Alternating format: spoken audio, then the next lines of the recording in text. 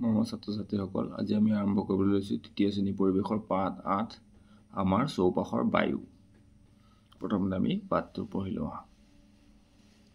পঢ়োৱা আহা। বায়ু আছে গম পাওঁ বিচনীৰ বাঁ ললে, ৰঙা নীলা চিলাবোৰ আকাশত উৰুৱালে। বায়ু আছে গম পাওঁ বতাহ বলিলে, ধূলি বালি কাপোৰ কানি তোলাবোৰ উৰিলে। বায়ু আছে গম পাওঁ গছ পাত লৰিলে, কাগজৰ চকৰি সাজি হাতত লৈ ঘূৰালে। এতিয়া ইয়াত পাঠটোত কৈছে আমি বায়ু আছে বুলি কেনেকৈ কেতিয়া কেতিয়া গম পাওঁ এটা কথা কৈছে। আমি যদি বিচনীৰে এনেকৈ বিচো তেতিয়া গম পাওঁ, চিলা উৰুৱালেও গম পাওঁ, আৰু ধূলি বালি উৰিলেও গম পাওঁ, গছৰ পাত লৰিলেও আমি গম পাওঁ। এনেকৈ বিভিন্ন কিছুমান কাম কৰিলে বা তেনেকুৱা দেখিহে আমি গম পাওঁ যে বায়ু আছে, কিন্তু আমি বায়ু আছে বুলি অনুভৱ কৰোঁ, কিন্তু আমি চকুৰে দেখা নাপাওঁ।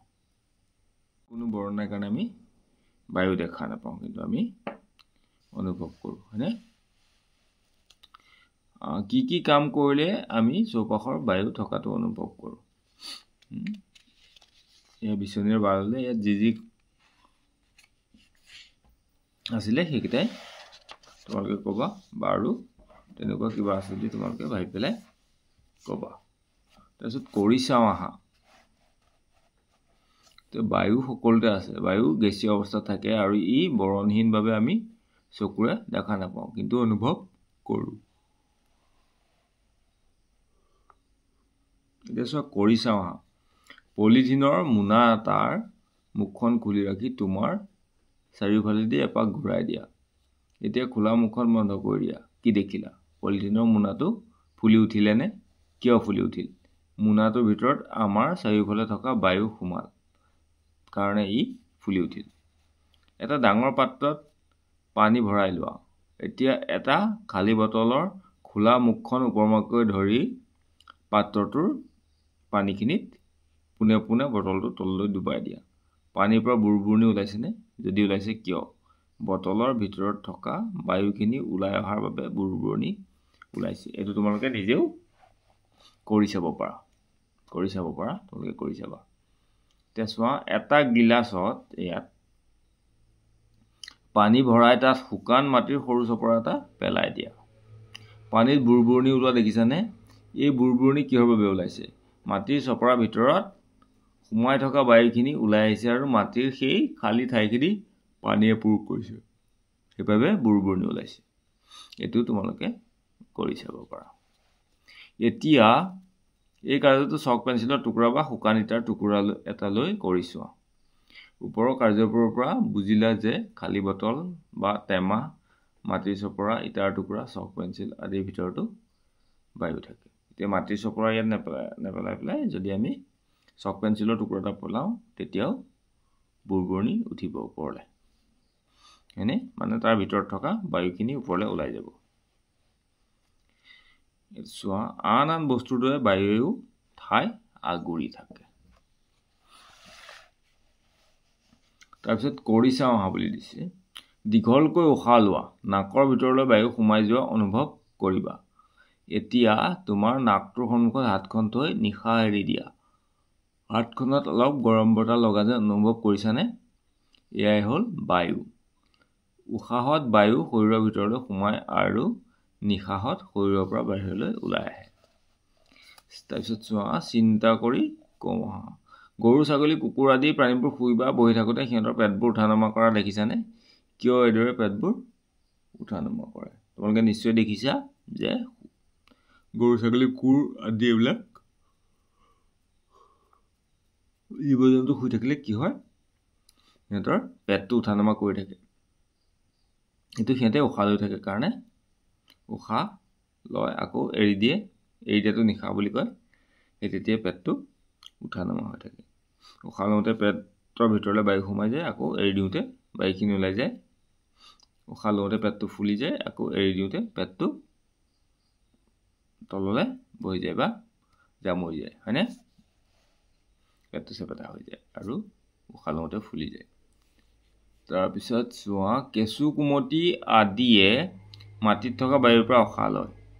মাছ কাছ আদিয়ে পানীত দ্ৰৱীভূত হৈ থকা বায়ুৰ পৰাই উশাহ লয়।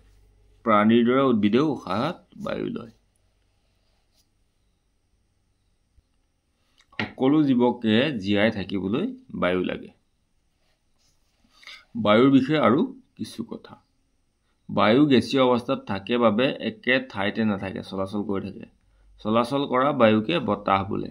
বতাহ বিভিন্ন দিশত বলিব পাৰে। লাহে লাহে বতাহ বলিলে মৃদু বতাহ আৰু জোৰেৰে বলিলে ধুমুহা বতাহ বুলি কোৱা হয়। বায়ুৱে বস্তুৰ গোন্ধ বিয়পায়। ধূপ এডাল জ্বলালে আমি আঁতৰৰ পৰা গোন্ধ পাওঁ। ফুলৰ গোন্ধ, যেনে শেৱালি ফুল, খৰিকাজে আদি ফুল ফুলিলে আমি দূৰৈৰ পৰাই গোন্ধ পাওঁ। ৰাস্তাৰ কাষৰ দম কৰি থোৱা গেলা পচা বস্তু বা প্ৰাণী মৃতদেহৰ গোন্ধ আমি তাৰ আঁতৰৰ পৰাই পাওঁ। বায়ুৰ কোনো নিজা গুণ বা বৰণ নাই। এতিয়া চিন্তা কৰি কওঁ হা, ৰান্ধনি ঘৰত মাংস ৰান্ধিলে আমি দূৰৈৰ পৰাই কিয় গোন্ধ পাওঁ? এনে তাৰ গোন্ধ বায়ুত বিয়পি পৰে আৰু আমাৰ নাকত লাগেহি, হয়নে? তেতিয়া আমি গোন্ধ পাওঁ। এতিয়া বায়ুৰ লগত ধূলি, ধোঁৱা, বেমাৰৰ বীজাণু আদি মিহলি হৈ বায়ু দূষিত কৰে। এইদৰে বায়ু দূষিত হোৱাকে বায়ু প্ৰদূষণ বোলে।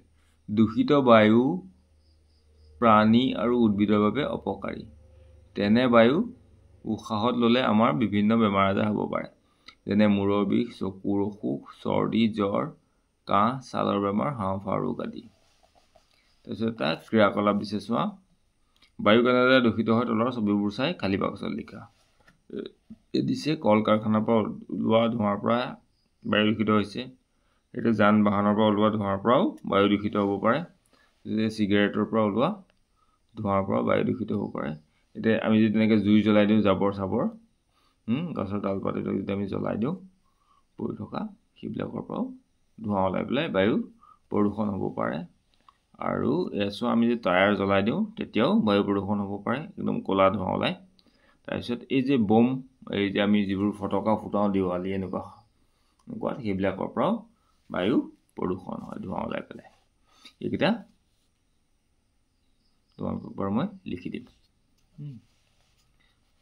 উশাহত লোৱা বায়ু নিৰ্মল হ'ব লাগে। অধিক পৰিমাণে গছপুলি ৰোপণ কৰি বায়ু নিৰ্মল কৰি ৰাখিব পাৰি। নিৰ্মল বায়ু আমাৰ শৰীৰৰ বাবে উপকাৰী। উশাহত লোৱা বায়ু আমি কি হ'ব লাগে? নিৰ্মল হ'ব লাগে বা পৰিষ্কাৰ হ'ব লাগে বা প্ৰদূষণ মুক্ত হ'ব লাগে। অধিক পৰিমাণে গছপুলি ৰোপণ কৰি বায়ু নিৰ্মল কৰিব পাৰি। আমি যদি গছপুলি ৰুওঁ, গছ-গছনি বেছিকৈ থাকিলে বায়ু নিৰ্মল হয়। নিৰ্মল বায়ু আমাৰ শৰীৰৰ বাবে উপকাৰী হ'ব। এতিয়া প্ৰদূষণ ৰোধ কৰা উপায়সমূহ চাওঁ আহা। বায়ু প্ৰদূষণ ৰোধ কৰা উপায়সমূহ। কল কাৰখানাৰ পৰা ওলোৱা ধোঁৱাবোৰ ফিল্টাৰযুক্ত ওখ চিমনি ব্যৱহাৰ কৰি সেইবোৰ বহু ওপৰত এৰি দিয়াৰ ব্যৱস্থা থাকিব লাগে। তাৰপিছত গেলা পচা বস্তু, জাবৰ জোঁথৰ আদি মুকলি ঠাইত জ্বলাই নিদি ডাষ্টবিনত পেলাব লাগে। প্লাষ্টিক, ৰবৰ আৱৰ্জনা আদি জ্বলাব নালাগে। লিখোঁ আহা। বায়ু কেনেকৈ নিৰ্মল কৰি ৰাখিব পাৰি? এইটো বায়ু নিৰ্মল কৰি ৰাখিবলৈ আমি গছ গছনি ৰুব লাগিব আৰু নিজে প্ৰদূষণটো কমকৈ কৰিব লাগিব। মানে আমি জাবৰ জোঁথৰ য'তে ত'তে পেলাব নালাগিব।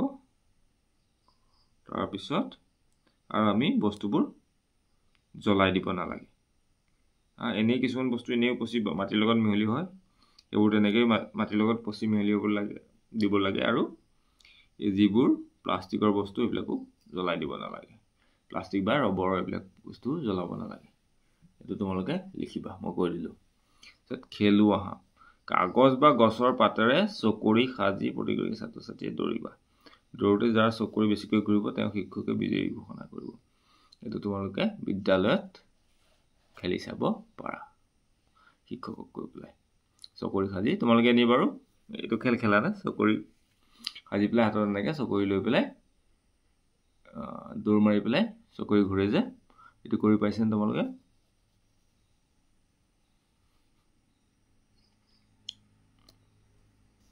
ইয়াৰ পিছত আমাৰ আছে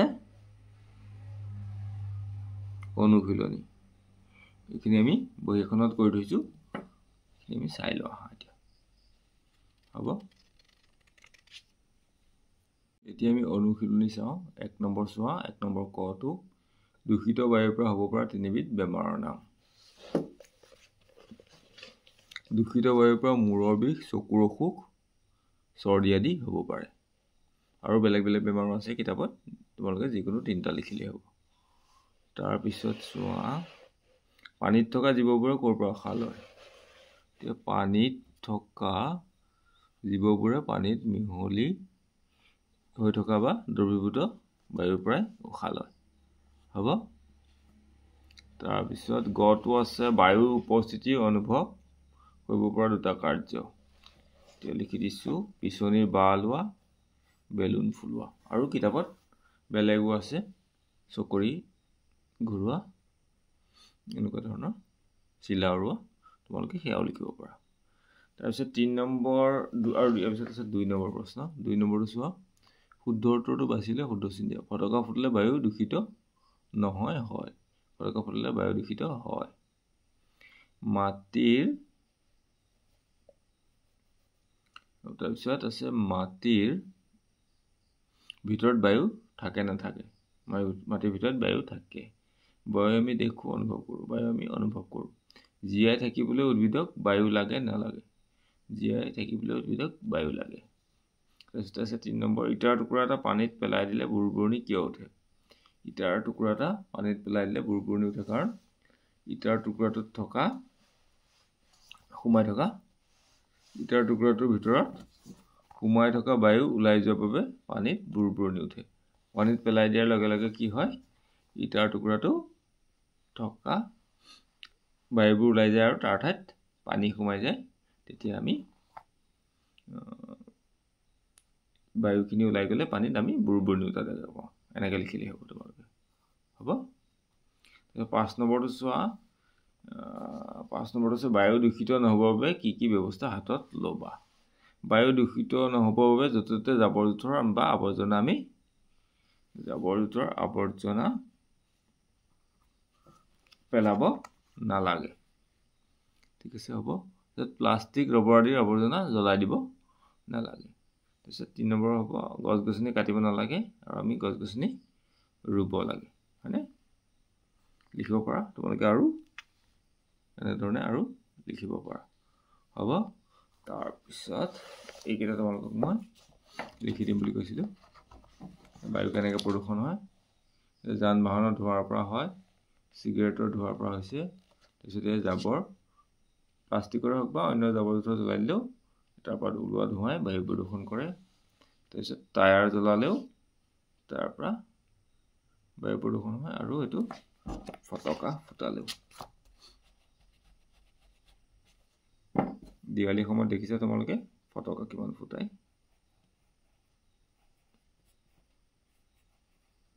এই ফটকা ফুটালেও বায়ু বহুত পৰিৱৰ্তন হয় প্ৰদূষণ হয় হ'ব ঠিক আছে এইটো পাঠত ইমানলৈকে আছিলে ইয়াৰ পিছত আমি ইয়াৰ পিছৰ পাঠবিলাক কৰি যাম তোমালোকে চাই থাকিব আৰু যদি ভিডিঅ'টো চাই ভাল পোৱা তেনেহ'লে প্লিজ চেনেলটো ছাবস্ক্ৰাইব কৰি দিবা থেংক ইউ